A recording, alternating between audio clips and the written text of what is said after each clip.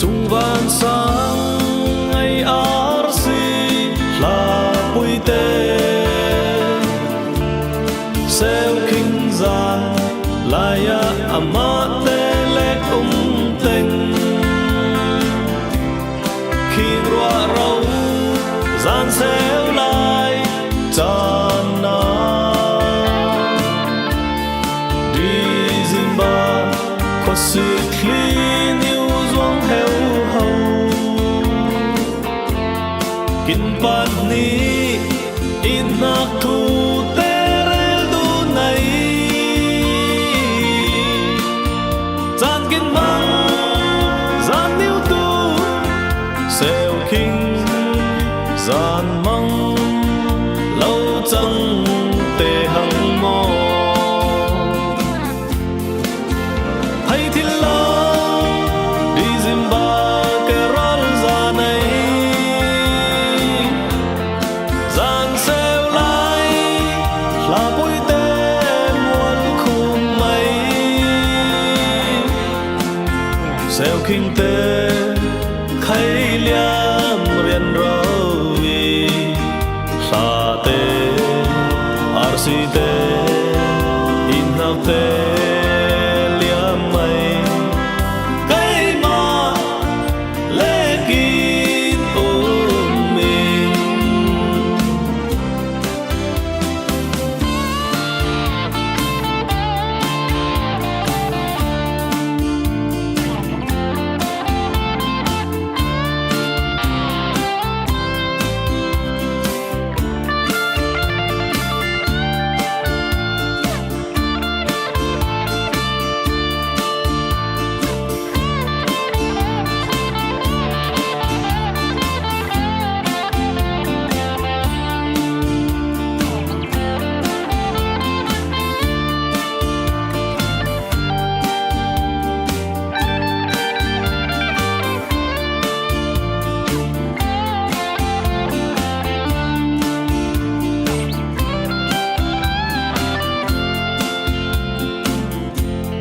gian xeo kinh